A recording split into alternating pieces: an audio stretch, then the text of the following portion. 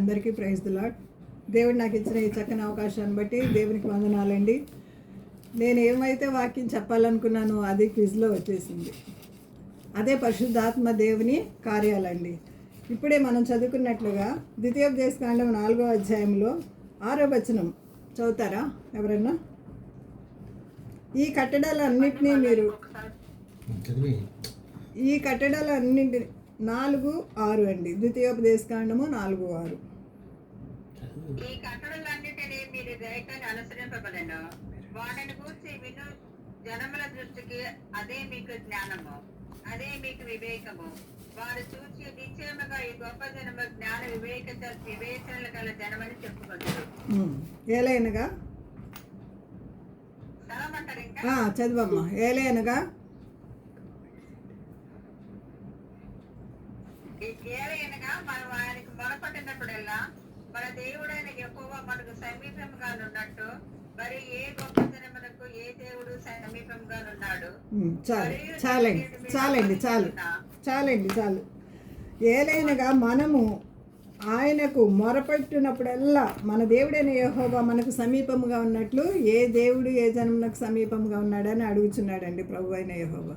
నాకు మొరపెట్టుము నీకు ఉత్తరం ఇస్తాను. మనకందరికీ తెలిసిన వాక్యాలే. మా మనోరాలు వస్తామాను మీ ముందు కూడా చాలాసార్లు call and to me, I will answer you, I will show you greater and mighty things అని చక్కగా చెప్తుంది కదా.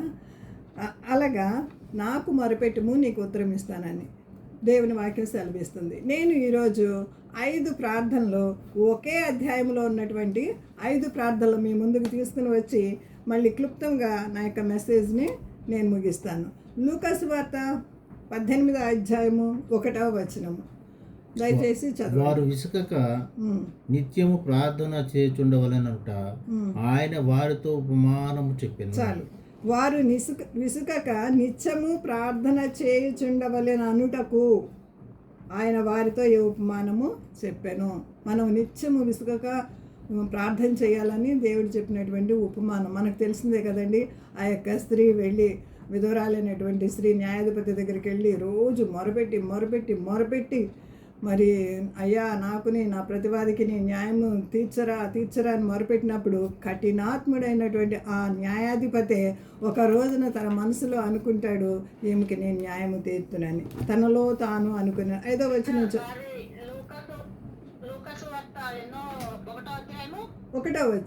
18:1 అండి. ఈ అధ్యాయంలోనే నేను ఎక్కువ చెప్తూ ఉంటాను. దయచేసి రెడీగా ఉండండి, చదివి సహాయం చేయండి. ఓకేనా? 5వ వచనం చదవండి సిస్టర్. 5వ వచనం.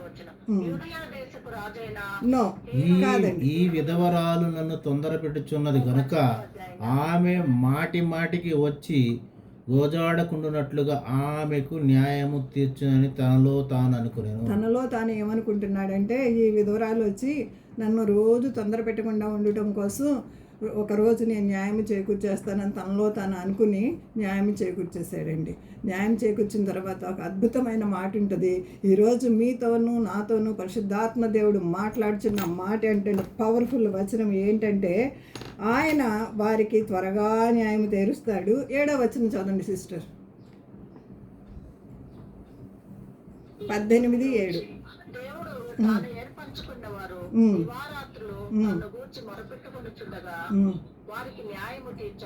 తీర్చడా ఆయన వారికి త్వరగా న్యాయము తీర్చును. హల్లెలూయా. నమ్మిన వారు దేవునికి స్తోత్రం చెప్పండి. ఆయన వారికి త్వరగా న్యాయం. మనము దివారాత్రులు కనుక మొరపెట్టినట్లయితే తప్పకుండా మన ప్రార్థనలు ఆలకించే దేవుడు. 2వ ప్రార్థన దగ్గరికి వద్దాం రండి. సమయము తక్కువే ఉంది కాబట్టి నేను హాఫ్ అన్ అవర్లోనే ముగించేస్తాను. నాకు ఎంతో చెప్పాలని ఆశ ఉంటుంది కానీ సమయం మనకు కొంచెమే ఉంది. మరలా ఇంకొక మాట చదువుకుందాం రండి. అక్కడ 9వ వచనం నుంచి 10, 11, 12 చూస్తే ఇక్కడ మనకి ఈ ప్యాసేజ్ కూడా బాగా తెలిసిందే. ఇక్కడ పరిసయ్యుడు ఒకడు, సుంకరి ఒకళ్ళు వచ్చి ప్రార్థన చేస్తూ ఉంటారండి. 2 మనుషులు దేవాలయంలో వెళ్ళి, ఒకడేమో సుంకరి, ఒక ఆయనేమో పరిసయ్యులు ఏ విధంగా ప్రార్థన చేస్తున్నాడు? 11వ వచనం చదవండి.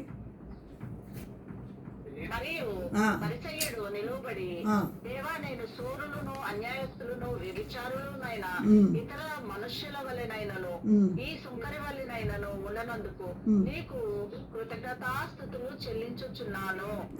ఎలాంటి ప్రార్థన చేస్తున్నాడో చూడండి.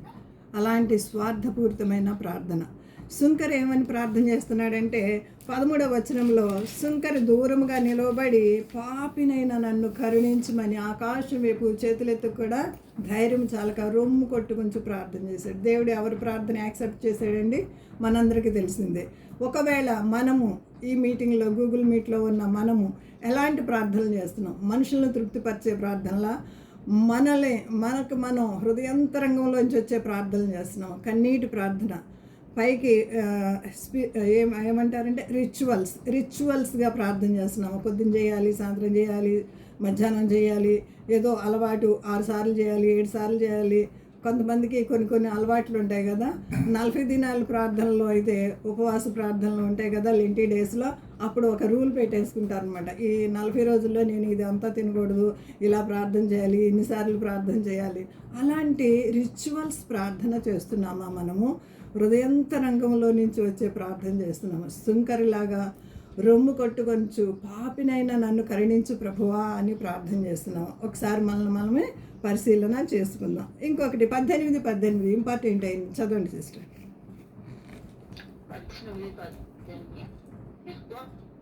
ఆయనను చూచి, సద్బోధకుడా, నిత్య జీవనకు వారసుడగుటకు నేనేమి చేయవల్లని ఆయనను అడిగాను. చాలండి.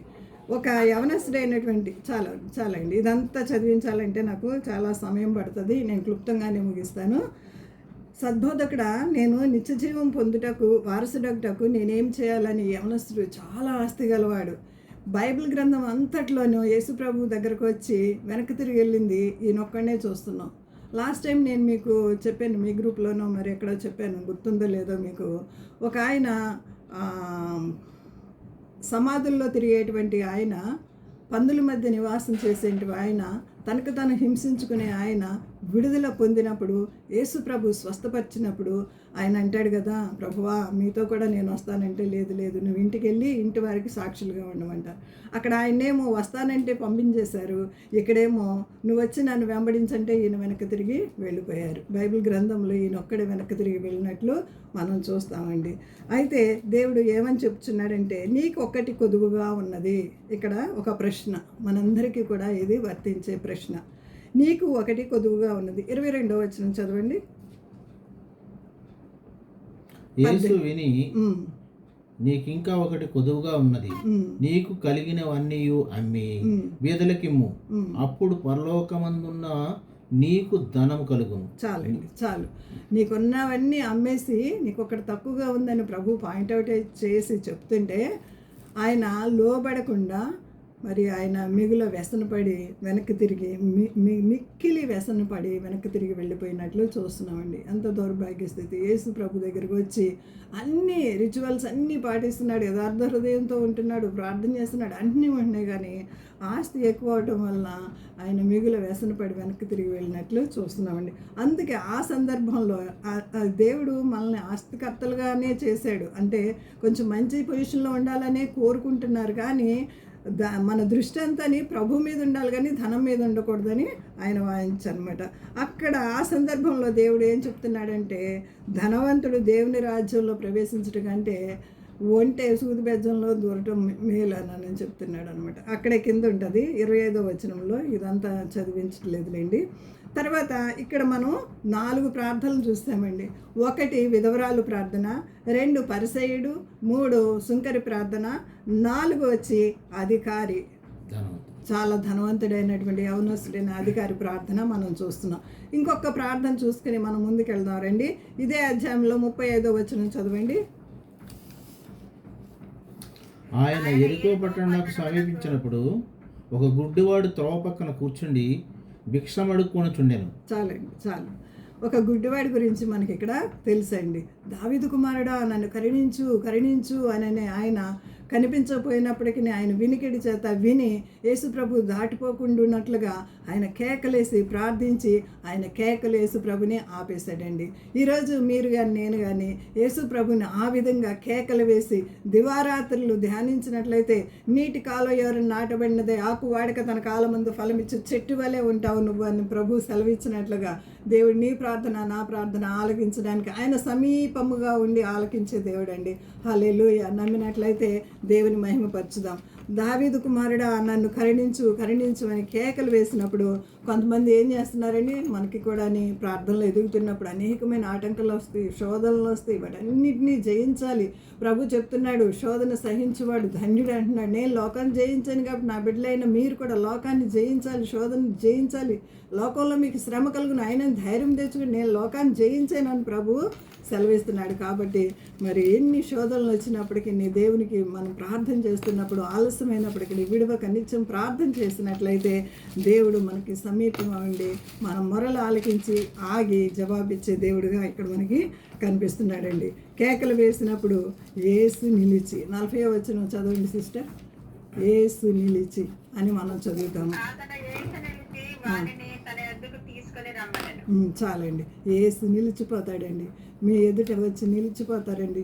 మీరు ఎప్పుడైతే హృదయమారా ప్రార్థన చేస్తారో, నాకు ఒక అనుభవం ఉందండి. నేను దేనికోసమైనా పెనుగులాడి ప్రార్థన చేస్తే కనుక దేవుడు నాకు జవాబు ఇచ్చినవి ఎన్నో మన అందరికీ అనుభవాలు ఉన్నాయి. బట్ ఇన్స్టెంట్గా రాత్రంతా దేవునితో నేను పెనుగులాడి ప్రార్థన చేసినప్పుడు నాకు వెంటనే జవాబు ఇచ్చారు, జయాన్ని ఇచ్చారు. కొంతమంది నా ఫ్రెండ్స్ అంటారు కదా, మీకేం తక్కువనండి, అంత ఏడ్చి ప్రార్థన చేస్తారు, అంత రెగ్యులర్గా దైవభక్తిలో ఉంటారు, మీకేం తక్కువ అండి, ఏదైనా తక్కువ అయితే ఏడుస్తారు, ప్రార్థన చేస్తారు, మీకు చక్కని భర్త, చక్కని మంచి పొజిషన్, మంచి పిల్లల్ని దేవుడు ఇచ్చారు, చక్కని ఫ్యామిలీ కదా, ఎందుకు ఇంత భక్తిగా ఉంటారంటే కేవలం దేవుని కృపేనండి.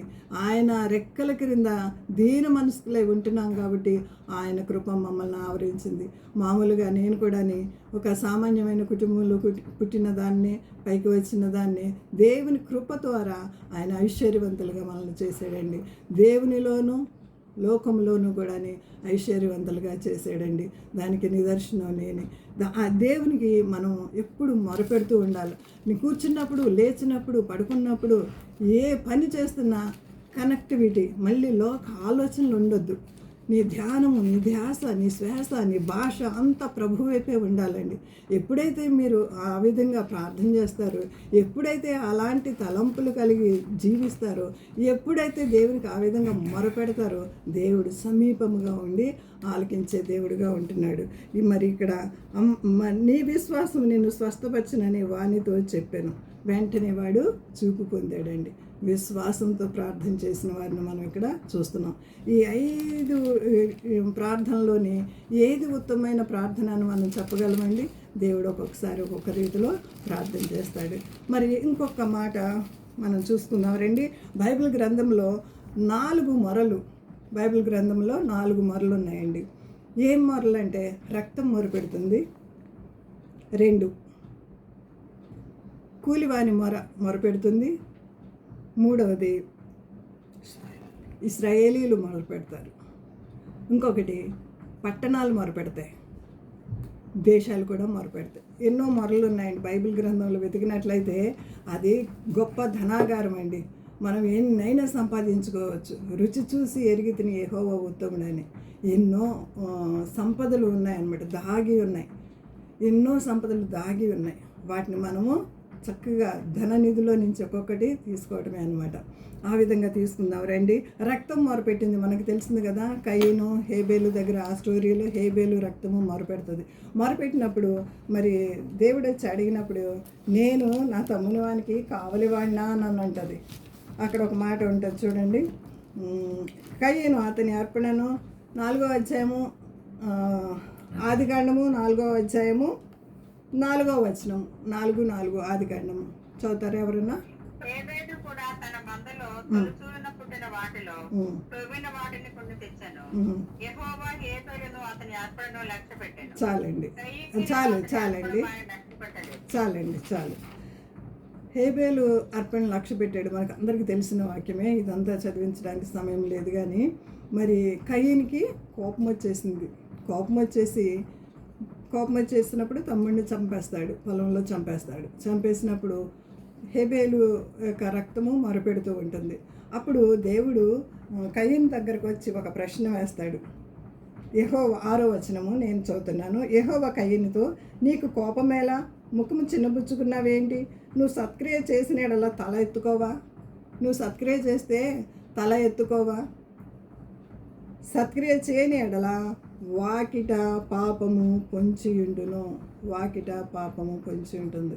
మనం చేసే పనులు ఎవరికి కనిపించట్లేదులే, మరి ఎవరు చూడటం లేదులే, నేను మాట్లాడే మాటలు కానీ నేను చేసే పనులు కానీ ఎవరికి కనిపించటం లేదులే అని మనం అనుకుంటాం. కానీ సామెతల గ్రంథంలో ఒక చక్కని మాట ఉంటుంది, పాతాళమే దేవుడికి తేటగా కనిపిస్తుందంట. మానవ హృదయాలు ఏ పాటి అండి? ఆయన సృజించిన సృష్టే కదా మనం. మన హృదయాలు ఆయనకి కనిపించవా? మరీ తేటగా కనిపిస్తాయంట, మరీ తేటగా కనిపిస్తాయి. ఇది ఏం చేయలేరులే, నన్ను ఎవరు చూడలేదులే అని ఆయన అనుకోవచ్చు. కయ్యను ఏమంటున్నాడంటే, కయ్యంతటి నీవు సత్క్రియ చేసిన ఎడల తల ఎత్తుకోవా? సత్క్రియ చేయని ఎడల వాకిట పాపము పొంచి ఉండును. భయంకరమైన పరిస్థితి. కయ్యను దేశ దిమ్మరైపోయినట్లుగా మనం చూస్తామండి. హేబేలుకు బదులుగా దేవుడు ఇంకొక సంతానాన్ని ఇచ్చారు ఆదాము అవ్వలకి. తర్వాత ఆ షేము సంతానం ద్వారా ఇక్కడ ఎవరంటే షేతు సంతానం ద్వారా మంచి జనరేషన్ వచ్చినట్లుగా మనం చూస్తామండి. ఆదాము భార్య అయినటువంటి హవ్వ మొదటి తల్లి మనకి తెలుసు కదండి. మొదటి తల్లి మనకి హవ్వ, అందరికీ తల్లి హవ్వ. కానీ జలప్రళయంలో అంతా కొట్టుకుపోయిన తర్వాత మనకి మిగిలింది ఎవరండి? నోవహు భార్య మనకి, నోవహు కుటుంబమే కాబట్టి నోవహు భార్య మనకి తల్లి అనమాట. ఆమె తర్వాత జనరేషన్లో నోవహు భార్యనే మనకి తల్లిగా నడిచి గొప్ప మాదిని చూపించి ఆ తరంలో ఆ కుటుంబాన్ని దేవుడు నిలుపుకున్నారండి. హల్లెలూయా.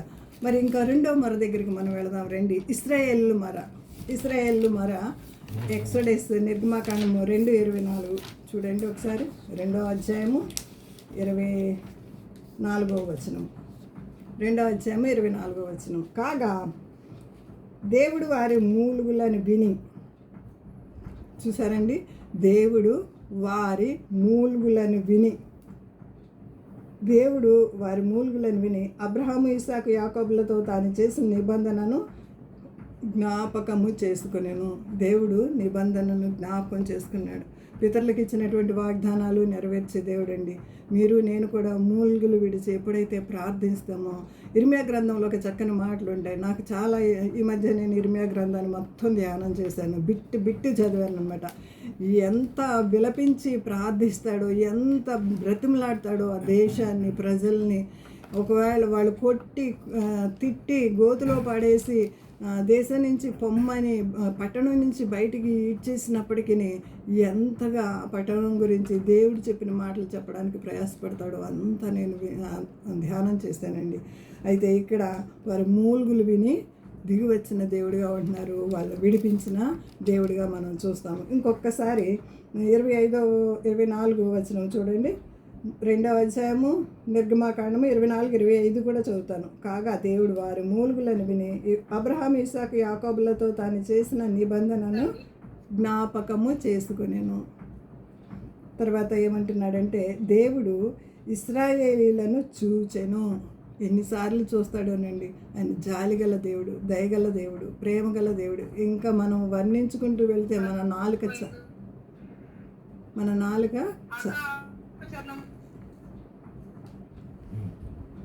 తర్వాత మనము 3వ అధ్యాయము 7వ వచనం కూడా చూసుకుందాము. నిర్గమాకాండము 3వ అధ్యాయము 7వ వచనము. మరి యెహోవా ఇట్లా నేను ఐగుప్తులోనున్న నా ప్రజల బాధను నిశ్చయముగా చూచే దేవుడండి. దిగివస్తున్నాడు. దిగివచ్చి నా మొర ఆలకించి ఆయన సమాధానం ఇచ్చే దేవుడిగా ఉన్నాడు. పనులలో వారి దుఃఖములను నాకు తెలిసే ఉన్నవి.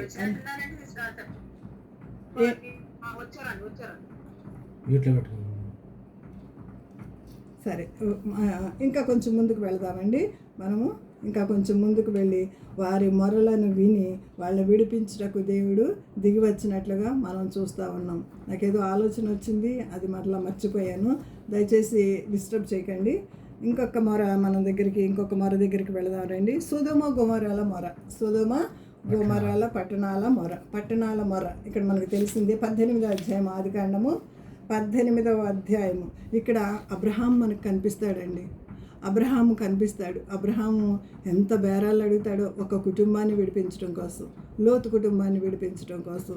లోతు అబ్రహాం దగ్గర పెరిగిన అబ్బాయే, పెదనాన్న అవుతాడు అనమాట అబ్రహాంకి లోతు. అంత చక్కని పెంపకంలో పెరిగినటువంటి అబ్రహాం దగ్గర ఉన్న సేవకులే నేర్చుకున్నారు కదండి చక్కని ప్రార్థన. అబ్రహాం దగ్గర ఉన్న ఒంటిలే నేర్చుకున్నాయి కదండి చక్కని ప్రార్థన. అబ్రహాం దగ్గర ఉన్న కోడలే నేర్చుకుంది కదండి చక్కని ప్రార్థన. ఇతను తప్పిపోయినట్లుగా మనం చూస్తామన్నమాట. లోతు కుటుంబాన్ని మనం చూసినట్లయితే, మనం ఆల్బమ్ అంతటిని ఓపెన్ చేసి మనం చూసినట్లయితే లోతు కనీసం ఒక చోట కూర్చుని కుటుంబ సమేతంగా కూర్చుని ప్రార్థన చేసుకున్నట్లు ఎక్కడ బలిపీఠం కానీ ప్రార్థన కానీ ఎక్కడ కనిపించదు. అదే అబ్రహాము కుటుంబాన్ని చూసినట్లయితే ఇప్పటికీ విశ్వాసాలకు తండ్రి అని మనం చదువుకుంటూ ఉంటామండి. అబ్రహాము నీతిగా జీవించాడు కాబట్టి విశ్వాసాన్ని బట్టి అతడు నీతిమంతుడిగా తీర్చబడినట్లుగా మనం చూస్తూ ఉంటాం. విశ్వాసాలకు తండ్రి అని మనం చూస్తామండి. 18వ అధ్యాయంలో ఇక్కడ పట్టణాలు మొరపెడుతున్నాయి.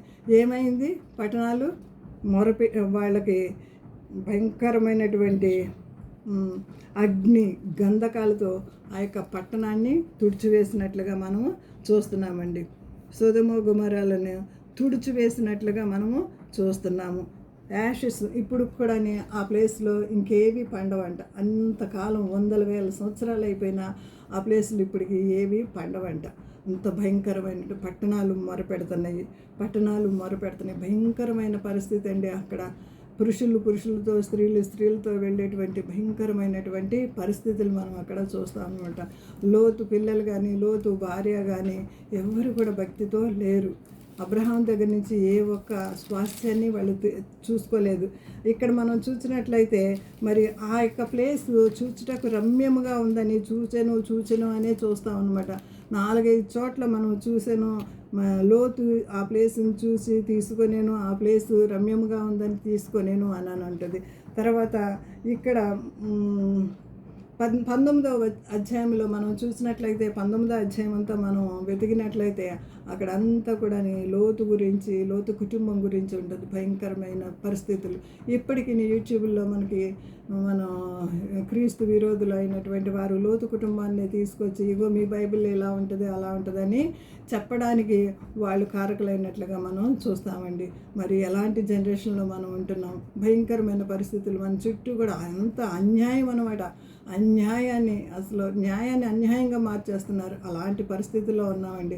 కానీ నోవాహు అయితే ఎలాంటి పరిస్థితుల్లో ఉన్నాడంటే, వాళ్ళు కూడా నోవాహు కుటుంబాన్ని ఎందుకు ఎన్నుకున్నారంటే, నోవాహు తరంలో కూడా ఇలాగే ఉన్నారనమాట. నోవాహుని ఎందుకు ఎన్నుకున్నాడంటే, కుటుంబం అంతా కూడా గొప్ప దేవుని సన్నిధిలో కనిపిస్తూ దేవుని ప్రార్థించేవారుగా, విశ్వాస వీరులుగా, వారు పరిశుద్ధతను కాపాడుకునేవారుగా చక్కని కుటుంబంగా మనం చూస్తామండి. ఒకసారి మనం హెబ్రీ పత్రికలో 12వ అధ్యాయము 14వ వచనం చూడండి. హెబ్రీ పత్రిక 12వ అధ్యాయము 14వ వచనము. అందరితో సమాధానమును పరిశుద్ధతను కలిగి ఉండుటకు ప్రయత్నించండి. పరిశుద్ధత లేకుండా ఎవరును ప్రభువుని చూడడు.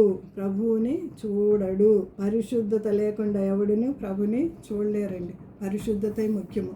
లేవీకాండంలో అంతా కూడా పరిశుద్ధత గురించి, ఆయన సమీపింపరాని తేజస్సులో వసించే దేవుడండి. అంత గొప్ప దేవుని దగ్గరికి మన ప్రకటన గ్రంథంలో చూస్తుంటే యేసు ప్రభువే ఆయనే ఆ యొక్క వెలుగుగా ఉంటాడండి. అక్కడ డోర్స్ అన్నీ ఓపెనే ఉంటాయండి. అక్కడ దీపమే ఉండదు, అక్కడ లైట్సే ఉండవు, దేవుడే ప్రకాశిస్తూ ఉంటాడండి. ఒక కొంగ కథ మీకు చెప్తాను.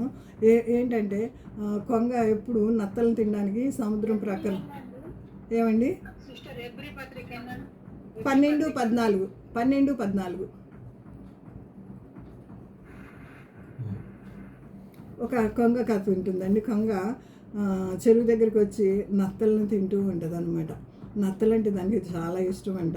ఆ నత్తల కూర కూడా చాలామంది బాగుంటుంది. మటన్ కర్రీ కన్నా ఎక్కువ కాస్ట్లీ అది నత్తల కూర అని చెప్తూ ఉంటారు.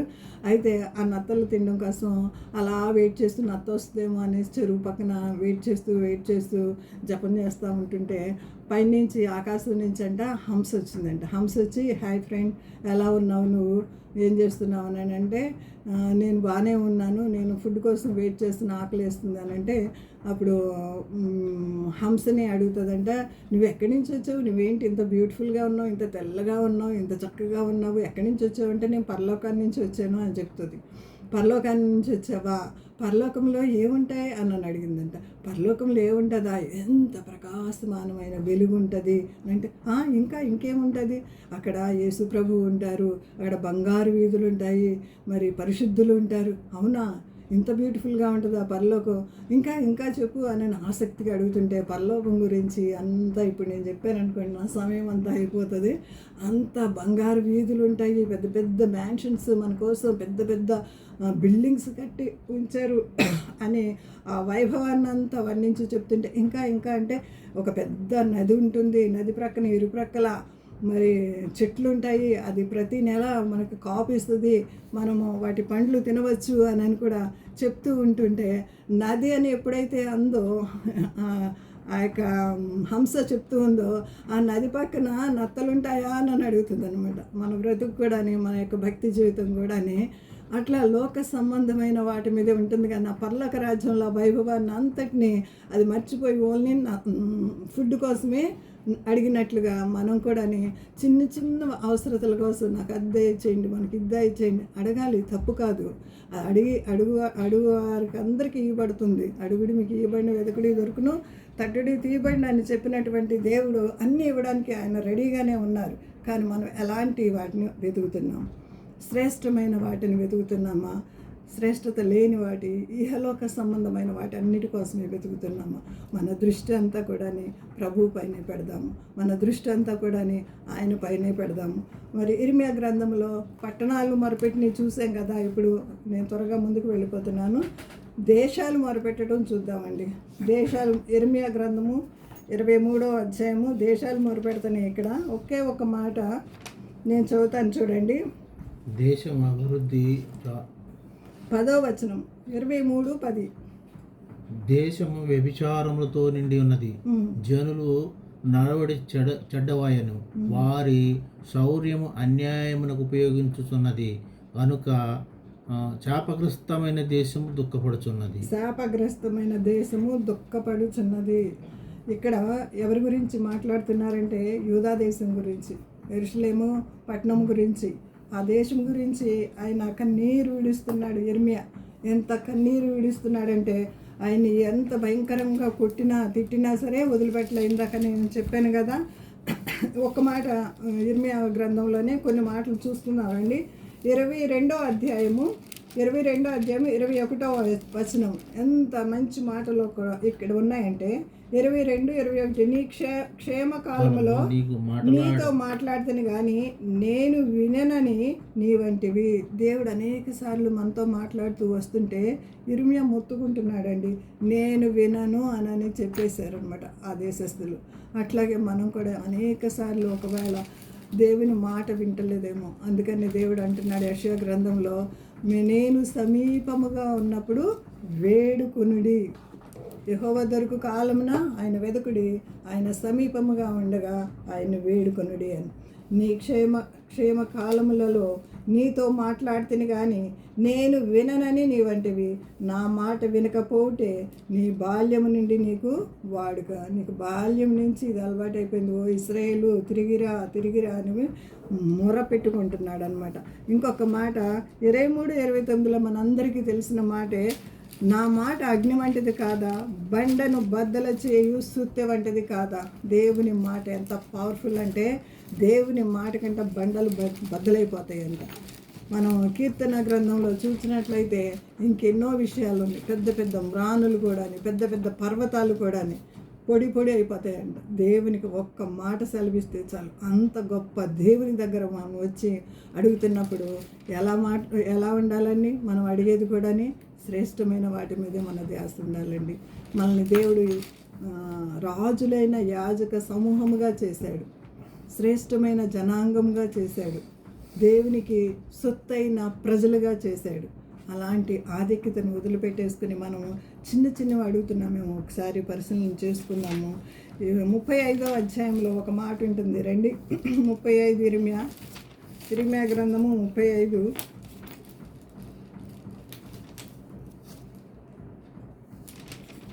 ఇర్మియా 35 16వ వచనము. రేకాబు కుమారుడైన యోనాతాబు కుమారులు తమ తండ్రి తమకిచ్చిన ఆజ్ఞను నెరవేర్చిరి గాని ఈ ప్రజలు నా మాట వినకయున్నారు. నేను మరలా చదువుతాను చూడండి. రేకాబు అంటే ఒక ఈయన పేరు అనమాట. రేకాబు ఆయన కుమారుడైన యెహోనాదాబు అనేటువంటి ఆయన కుమారులు తమ తండ్రి తమకిచ్చిన ఆజ్ఞను నెరవేర్చిరి. తమ తండ్రి వారికి ఏం ఆజ్ఞ ఇచ్చాడు?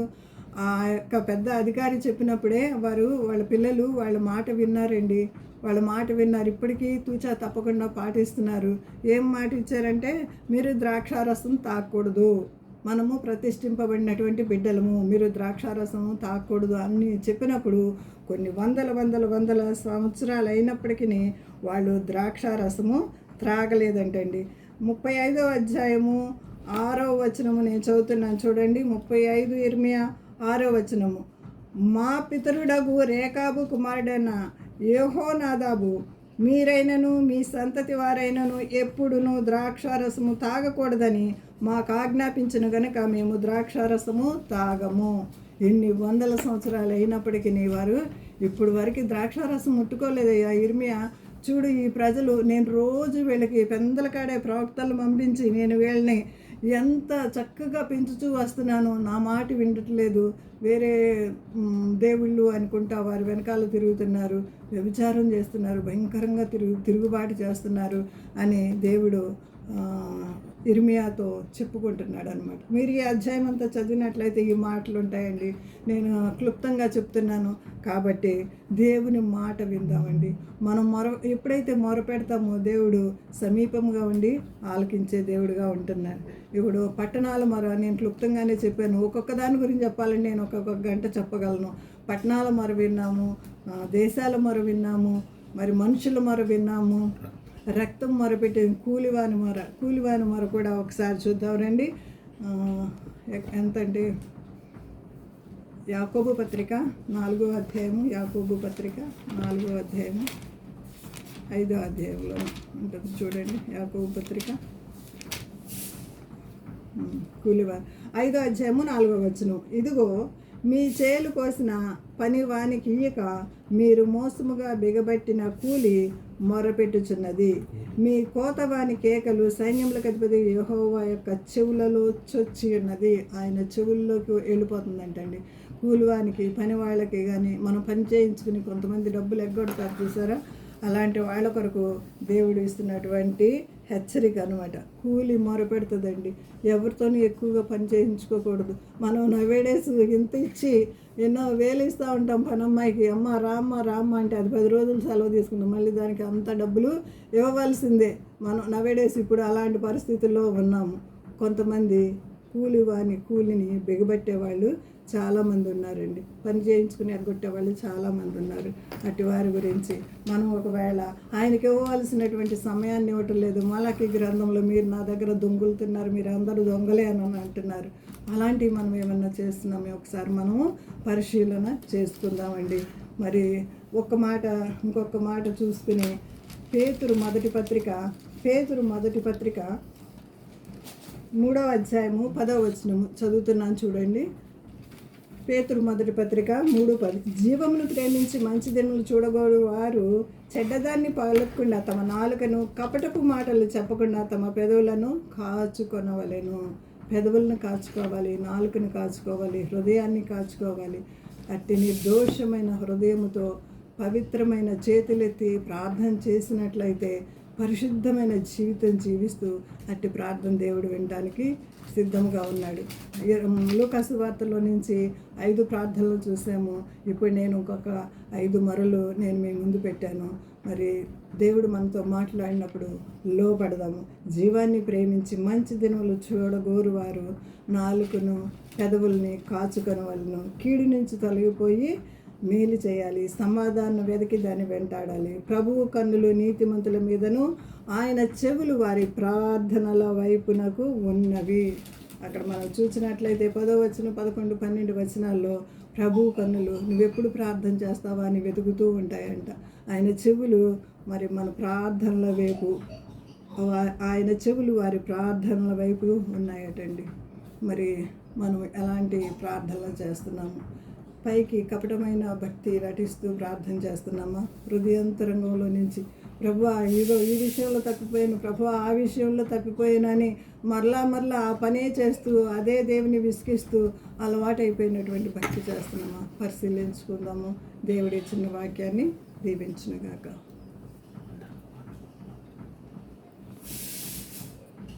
థ్యాంక్ యూ అండి. Thank you sister Ruthamma sister.